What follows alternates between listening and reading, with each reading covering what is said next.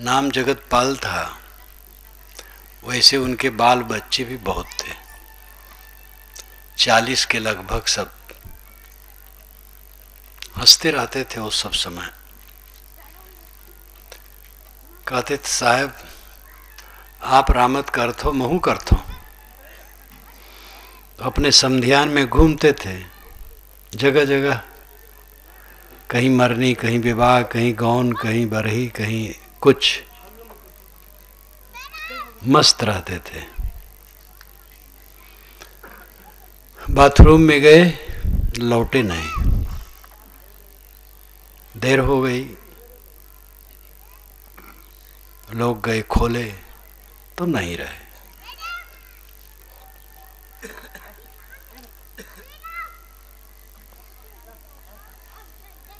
इस सपने से जग करके तो इस सपने का ख्याल होता है।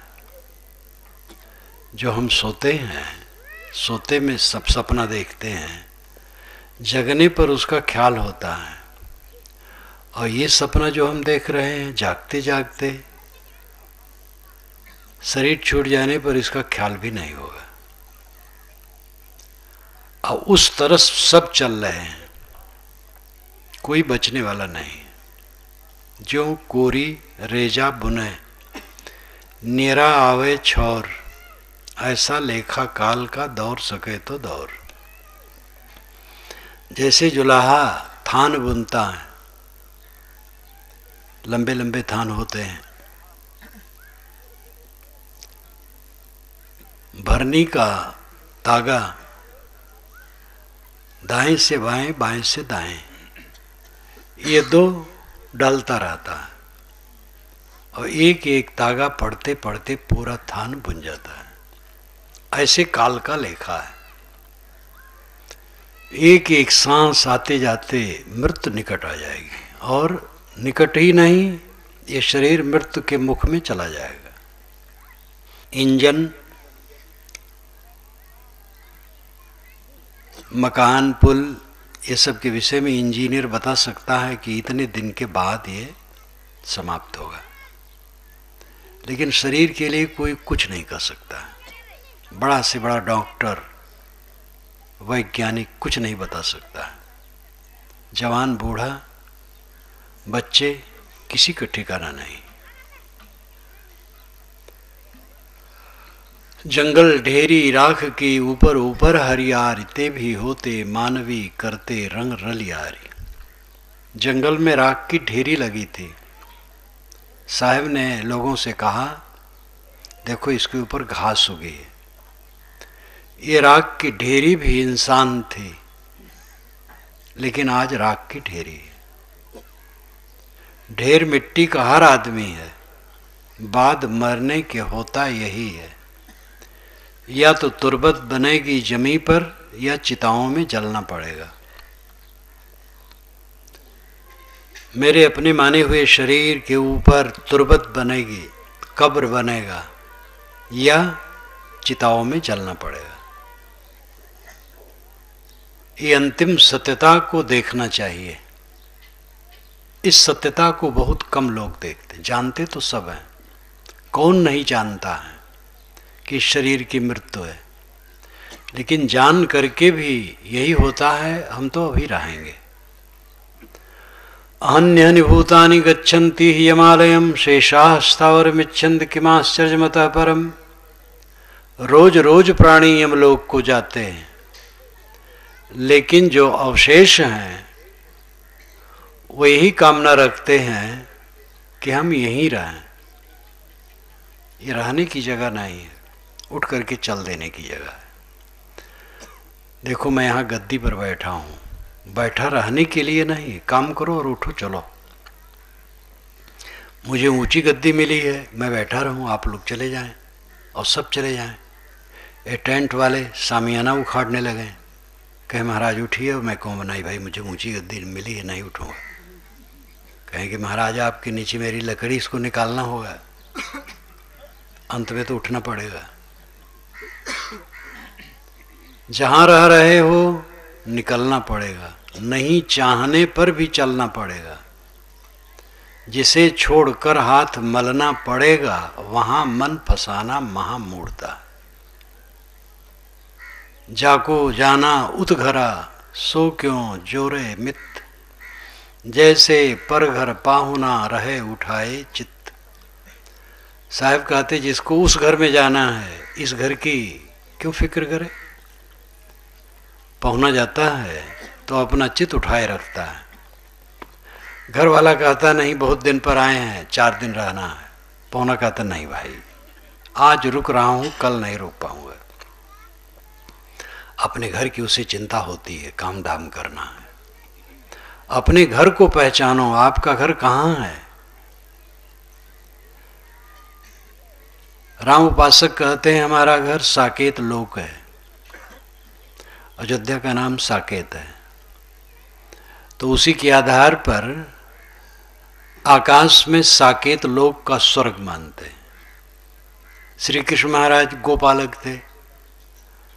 वृंदावन गोकुल, तो कृष्ण उपासकों ने अपने स्वर्ग को गोलोक कहा है। शिवलोक शैवलोक अपने स्वर्ग को शिवलोक कहा है। ब्रह्मवादियों ने ब्रह्मलोक कहा है। निर्गुणी धारा के संतों ने सतलोक कहा है। मुसलमानों ने जन्नत कहा है। लेकिन ये सब भौतिक है, काल्पनिक है, कहीं नहीं है। वस्तुतः सतलोक, गोलोक, ब्रह्मलोक, साकेत लोक, जन्नत, स्वर्ग आत्मलोक है। वो निकट नहीं है, आपका स्वरूप है। अपने मन को समेटो, आत्मलीन हो जाओ, अपने देश में पहुंच गए। शशि शूर रैन सारदी तहां तत्व परले नाहि, काल काल परले नहीं तहां संत बिरले जाएं। इस साहिब का वचन है। वहाँ चंद्रमा नहीं है, सूरज नहीं है, तत्व नहीं है, शरद इत्यादि ऋतुएं नहीं है, काल काल नहीं है, कोई द्वंद्व नहीं है। वहाँ बिरले संत पहुँचते हैं। तहाँ के बिछड़े बहु कल्प बीते भूमि परे भुलाए। आत्मलोक से पतित होकर के हम अनाथ काल से भटक रहे हैं। भूमि में, इस जमीन में चारों तरफ जहाँ जाते ममता कहते हो खदेड़ दिए जाते हैं। काल द्वारा झटक करके अलग कर दिए जाते हैं। नहीं चाहते हैं छोड़ें, लेकिन काल जबरदस्ती झटक करके छुड़ा देता है। अपना प्रिय मकान, प्रिय परिवार और सब जितना जो कुछ नाम कहाँ तक लिया जाए, पेड़ पौधे, तरिया डबरा, सब का सब छूट जाता है। एक झटके में छूट जाता है। इसकी याद करो, करो रे मन वा दिन की तदबीर।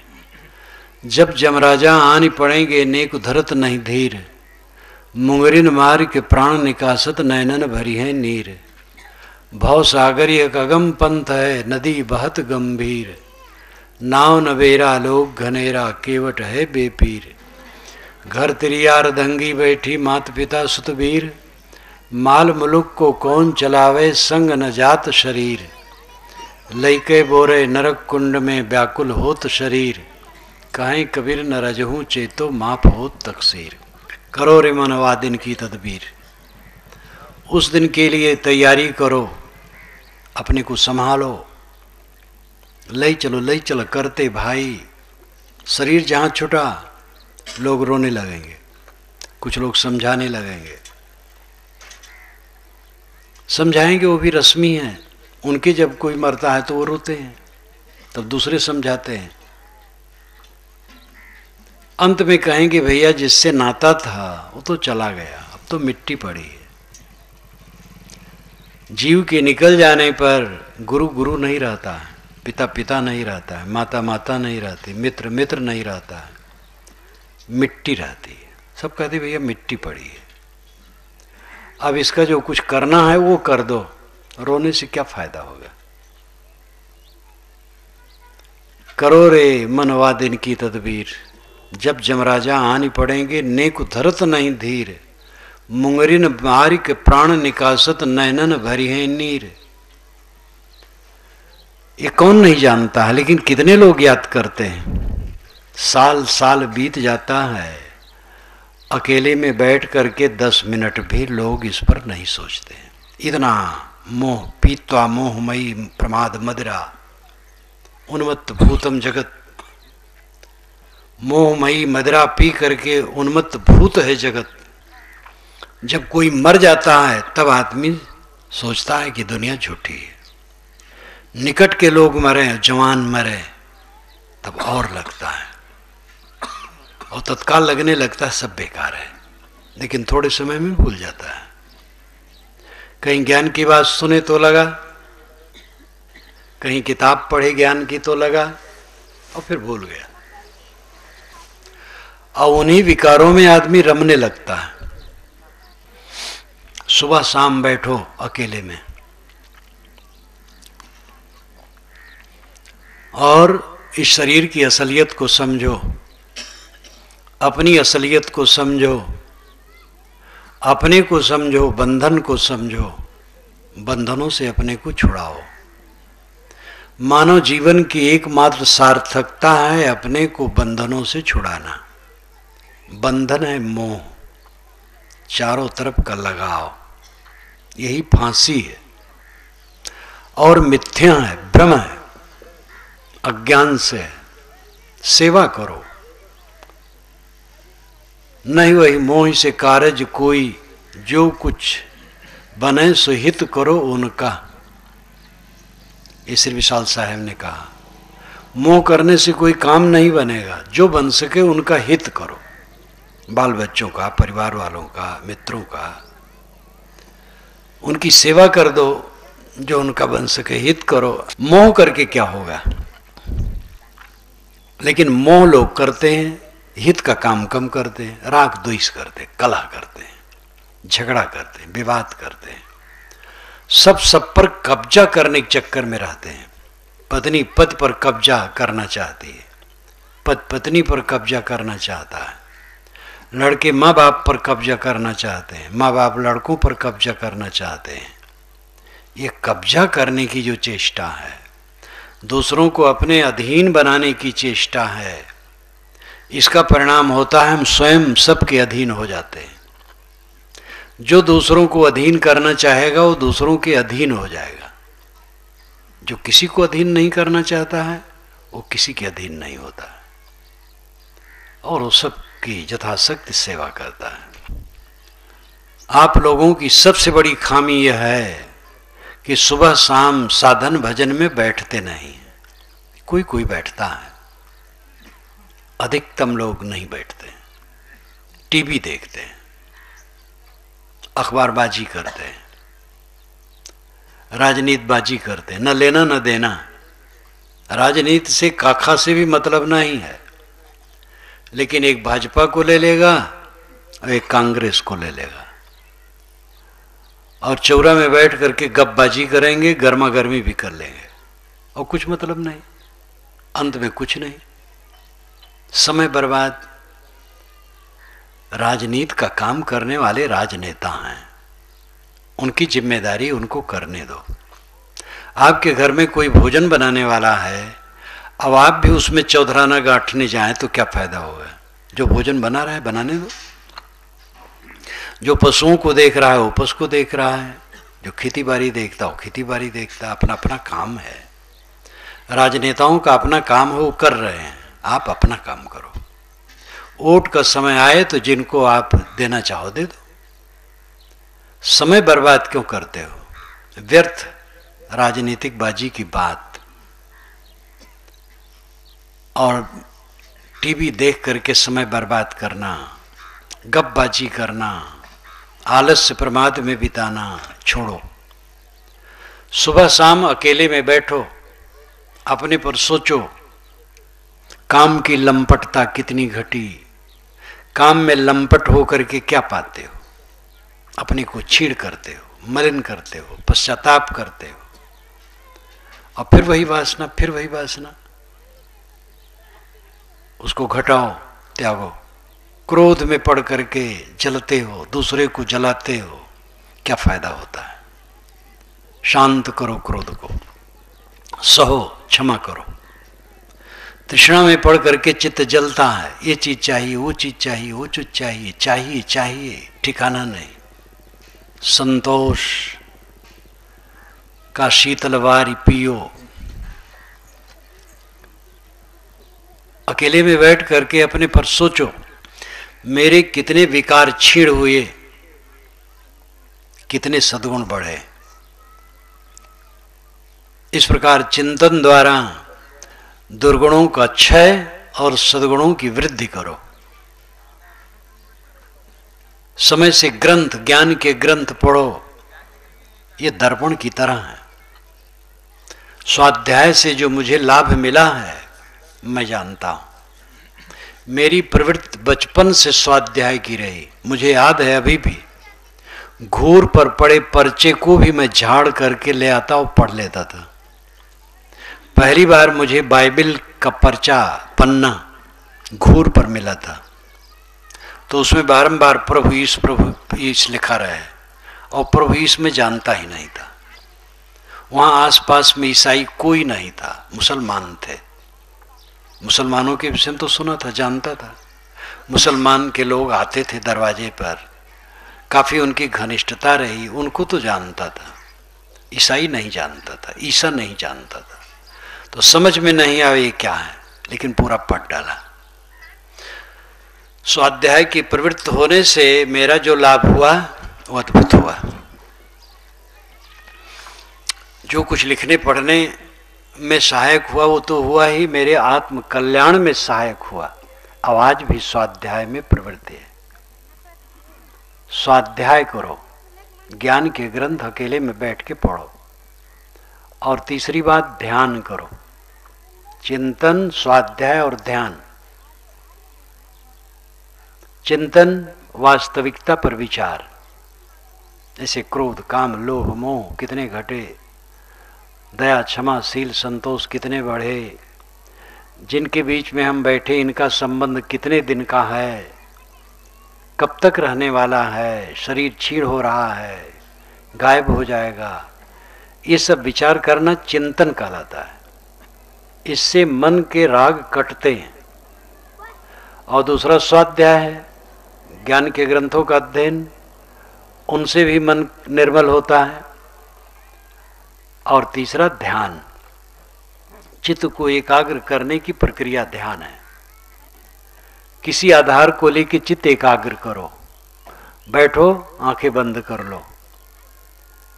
कोई संत पुरुष, कोई महापुरुष जिनमें आपको श्रद्धा हो, दिमाग में लाओ, उन्हीं का ध्यान करो, मन को विकारों से हटाओ। ये न करो, आंखें बंद करो, बंद आंखों में अंधकार प्रकाश जो दिखाई दे उसी में मन को ठहराओ, वही अभ्यास करो, तो आदत होगी रुकने की। सांस अपने आप आती जाती है, सांस पर मन ठहराओ, लगातार सांस पर मन को एकाग्र करो।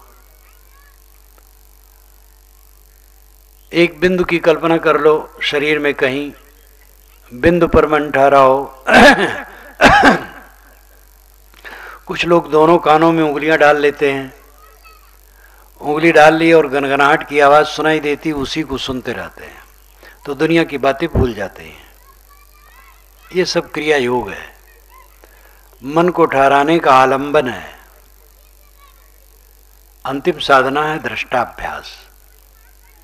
कुछ मन में न लो, किंतु जो मन में आए उससे उदास होते जाओ, ध्यान दो। जैसे कोई नदी के किनारे बैठा है, नदी की तरंगे आती और जाती वो देखता है, उसमें बहता नहीं। इसी प्रकार मन को देखो, मन में बहो ना। जो कुछ मन में उठता है उससे उदास होते जाओ, तो धीरे धीरे मन की तरंगे शांत होगी। जब ये अभ्यास बढ़ जाता है तो साधक बैठता है और मन कुछ सोचता ही नहीं। दोपहर में इसी को मैंने निर्विकल्प कहा था। ध्यान की पूर्ण अवस्था है निर्विकल्प, संकल्प शून्य हो जाना, ये उच्चतम स्थिति है। यह तब होता है जब मन चारों तरफ से निष्काम होता है और अभ्यास प्रबल होता है। तब साधक संकल्प छोड़ करके शांत हो जाता है। लेकिन शुरुआत तो करो। जिस महापुरुष में आपको श्रद्धा है, राम में, कृष्ण में, कबीर में, शिव में, किसी में, उनका चित्र मन में ले लो, उन्हीं का ध्यान करो। कुछ शुरू करो। ध्यान क्या है नाम की पुस्तक है छोटी सी, उसको ले लो और 20-50 बार पढ़ो। पढ़ते पढ़ते आपको लाभ होगा और मन बनेगा वैसा करने का। शुरू करोगे तो रास्ते में चलोगे और पहुंचोगे भी। शुरू ही नहीं करोगे तो क्या होगा? मन की गंदगी, मन का विकार, मन का भार घटाओ, यही भवसागर है। आप लोगों ने सुना होगा, कभी कभी अखबारों में छपता है, पत्र पत्रिकाओं में छपता है, अमुक व्यक्ति के आत्मा पर प्रेत का दबाव रहता है। बराबर उसके आत्मा पर प्रेत का दबाव बना रहता है। प्रेत आत्मा कुछ नहीं है। प्रेत आत्मा का अर्थ है जो देह छोड़ के चला गया वो जीव। वो किसी कुछ नहीं करता है, वो जाता है फिर देह धरता है। जैसी वासना वैसे देह। प्रेत आत्मा हमें सुख दुख दे सकता है, बिल्कुल झूठी बात है। वस्तुतः सबका मन प्रेत है और एक आत्मा नहीं, सभी आत्माओं पर प्रेत का दबाव है। जितनी आत्माएं हैं, जहां तक है मनुष्य, पशु पक्षी छोड़ो, उनमें तो बोध नहीं है, उनको उपदेश नहीं लगेगा। मनुष्य के आत्मा पर ये मन रूपी प्रेत का दबाव हरदम बना रहता है। आदमी हरदम भय, क्रोध, काम, लोभ, मोह, ईर्ष्या, चिंता, उद्वेग के दबाव में पिसता रहता है। निर्धन धनी, सामान्य और श्रेष्ठ, विद्वान अविद्वान, सबकी यह दशा है। साधना करके जो अपने चित्त को निर्मल करेगा, दुनियादारी चित्त से हटा करके जो मन को हल्का करेगा, उसका मन प्रसन्न होगा, उसका मन दबाव से मुक्त होगा। बाकी सबका मन दबाव से पिस रहा है। नींद खुली, जो प्रबल वेग मन में है वो आया।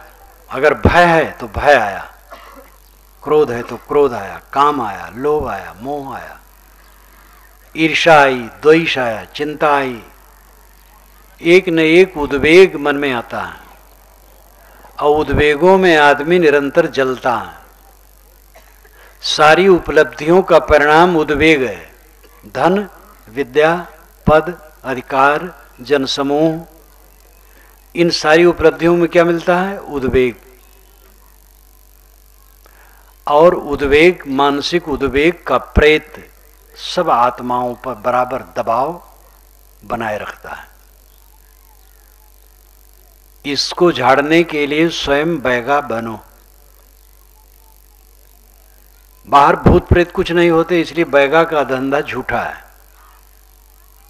और बैगा कहता है मैं प्रेत को पकड़ लूंगा। प्रेत होता ही नहीं, वो पकड़ेगा क्या? झूठा झाटी है। लेकिन ये प्रेत तो सबके दिमाग पर चढ़ा है, जो मन का प्रेत है, ये असली प्रेत है। और इसमें जो बड़ा बैगा है, गुरु संत, वो आपको बता देंगे रास्ता। आपको स्वयं झाड़ना पड़ेगा। गुरु संत नहीं झाड़ पाएंगे, वो अपना झाड़ेंगे। अपना झाड़ते हैं, अपना सुधारते हैं, अपने को संभालते हैं, आपको बताते हैं, आप अपना झाड़ो। सबका मन सबके ऊपर चढ़ा है और रुला रहा है, रात दिन रुला रहा है। अपने मन प्रेत को झाड़ने का काम करो। समय भागा जा रहा है। दुनिया की उपलब्धि झूठे सुख को सुख है मानत है मनमोद। जगत चबैना काल का कुछ मुख में कुछ गोद। कबीर साहब कहते झूठे सुख को सुख कहता है। मन में प्रसन्न होता है दुनिया की वस्तु पा करके। जगत तो काल का चबैना है, कुछ मुख में है और कुछ गोद में है। जब चबैना लोग खाते हैं तो बाएं हाथ में चबैना हाथ में ले लेते हैं। कोई पात्र होता है उसमें चबैना रख लेते हैं और बाएं हाथ में रख लेते हैं पात्र, और दाएं हाथ से उठा उठा के मुख में डालते हैं। तो कुछ दाने तो मुख में जाकर के पिस रहे हैं और कुछ गोद में है अभी। झूठे सुख को सुख कहे मानत है मनमोद, जगत चबैना काल का कुछ मुख में कुछ गोद। सब प्राणी काल के चबैना है, और काल ने कुछ को मुख में डाल करके पीसना शुरू कर दिया है, और कुछ को गोद में लिए है, अब मुख में डालेगा। माली आवत देख के हंसती कूपलियां, हम चाले तुम चाली हो धीरी बापलियां। पात झरनता देख के मन झूरे बन रहा है, जही डारी हम केल के सो भी ब्योरो जाए। पात झड़ते देख करके वसंत ऋतु बनराज उदास हो गया कि जिन डालियों पर हम केल किए थे वो सब बौखलाते चले जा रहे हैं। इस संसार की परिवर्तनशीलता को कोई रोक नहीं सकता है। अपने को संभालो। मैंने आपसे कहा था कि हम लोग सपने में बैठे हैं और ये सपना भंग होना है। जो रोज रोज हम सपने देखते हैं जग करके उसकी याद होती है, लेकिन ये सपना जिस दिन भंग होगा उस दिन इसकी फिर उसी दिन से याद कभी नहीं होगी। जो लोग मर गए अब अपने परिवार के सपने को फिर देख पाएंगे? मरने के बाद अगर अपने दरवाजे पर कुतिया के पिल्ला हुए तो घर में घुसने नहीं पाएंगे, डंडा से पीटे जाएंगे। कुछ भी हो, मनुष्य ही हो तो घर में जाने पाएंगे?